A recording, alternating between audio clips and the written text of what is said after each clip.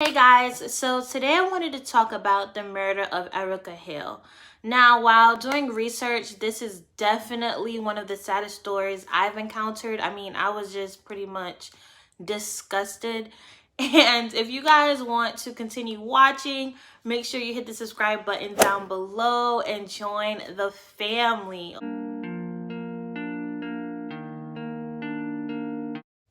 So, Erika Hill is a 15-year-old girl that was abused and murdered by her adopted mother. Let's start out by saying for Erika, life wasn't really on her side.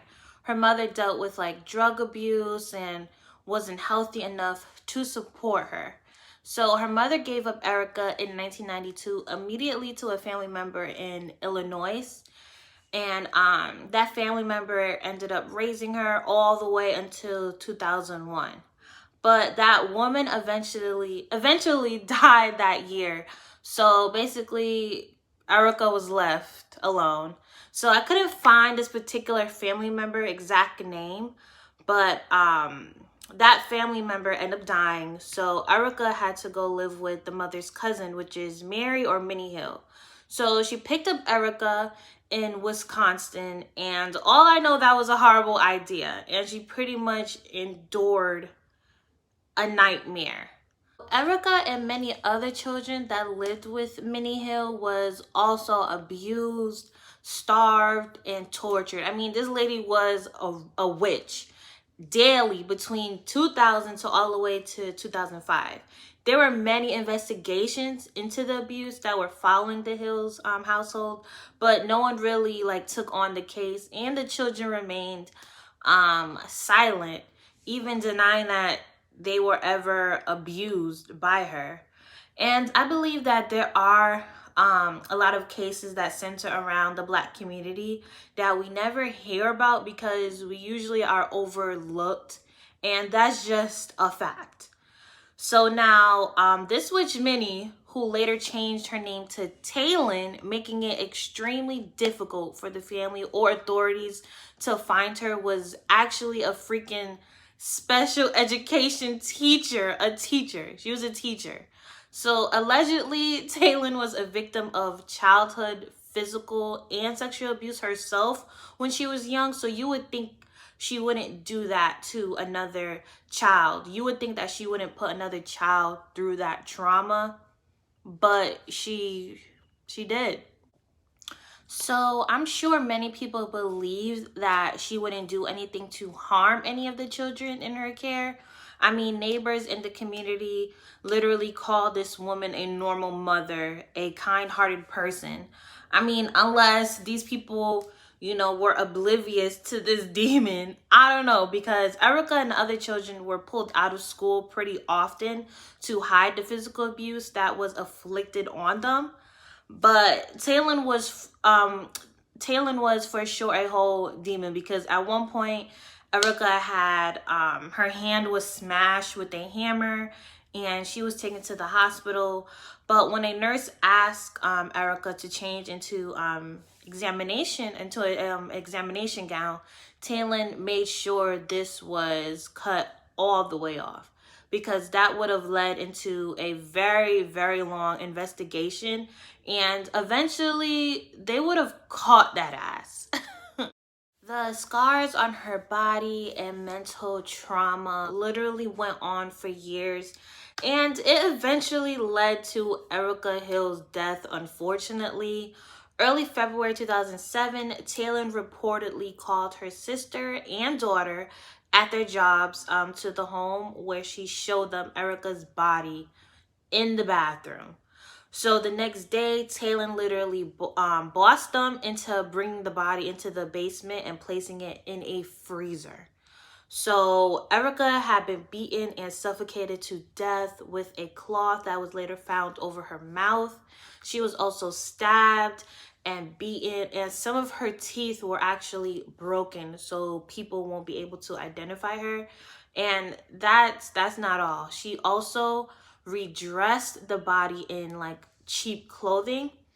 And I'm gonna need y'all to understand the level of crazy to change this baby's clothing while she was already dead. This woman was really freaking psychotic and demonic. Then the Hill family drove to Chicago, literally from Wisconsin, to dispose the body. So Taylon burned the body underneath a bridge and drove home, but this witch drove back to the bridge because she was scared that if an elderly person found the body, they would have a heart attack. So this woman is freaking mad. She's over here concerned about an elderly person, but you literally just killed this little girl.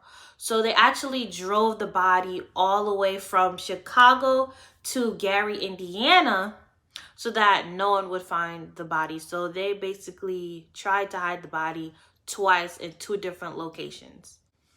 So now when people were like, "Oh, hey, Miss Taylon, where's Erika? I haven't seen her." she would tell people that she went back to that same family member that I told you guys in the very beginning that took care of her as a baby, that lived in Illinois. She would tell them that she went back to live with her, which we all know that lady died in 2001. So later on that month, February 26, 2007, two brothers were driving down an alley in Gary, Indiana, when they saw something strange in the entrance of a vacant building. It was literally burnt legs. The body was set on fire after she died. So I'm assuming these two young men were extremely distraught. Due to the condition of the body, the visual identification was impossible. That's how badly it was.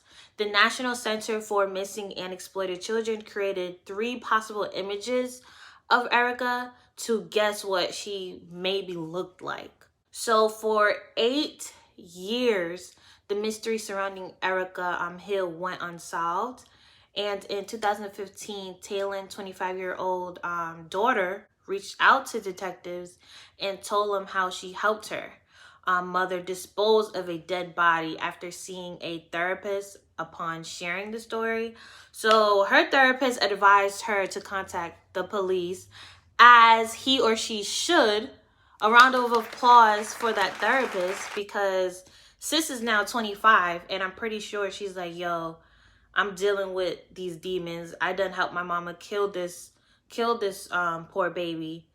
Nah, I gotta tell somebody. So I'm very, very happy that, the therapist was like, yo, you need to call out the police and you need to confess your sins, because it will catch up to you. So on September 14, 2015, Taylon Hill, aka Minnie Hill, was arrested and charged for first-degree homicide and I believe 6 charges of child abuse. Her bond was set to $500,000, which I feel like personally is way too motherfucking low. And she was also sentenced to 20 years, which I feel is freaking, she needs life at this point for all that child abuse, which was definitely disgusting. Very disgusting. I would have gave her life if I was that judge. Many members of the community were surprised about the charges she faced. She was often known to be kind and never, abusive towards children in her care in front of others. And I'm like, well, duh. Do you really think she wanted that type of attention on her? I mean, she's been guilty. And according to the family statements as well, they claimed that they always known something was wrong with her. And me personally, I just feel like if you always knew that there was something wrong with her, why did you let Erika go live with her? And, that was just, I couldn't understand that part. Another thing that I found out, another fact, was that Erika's mom died. Her mom from the very beginning that was a drug addict, and she wasn't able to take care of Erika, so she gave her up. Her biological mom actually ended up dying 2 years later. Erika died. So the whole thing is just a very, very sad situation. It's extremely sad that these children and Erika faced physical and emotional torment. I mean, I don't think 20 years or any jail time can heal that damage. It's extremely sad that her life was cut short. And, her life mattered. And if you believe that a child is being abused or you are a victim of abuse yourself, please call 1-800 422-4453, which is the Child Help National Child Abuse Hotline, or tell a family member and a friend, for help. Thank you guys so much for watching. Don't forget to leave below any video content you would like for me to discuss in my next video, and I'll see you guys next time.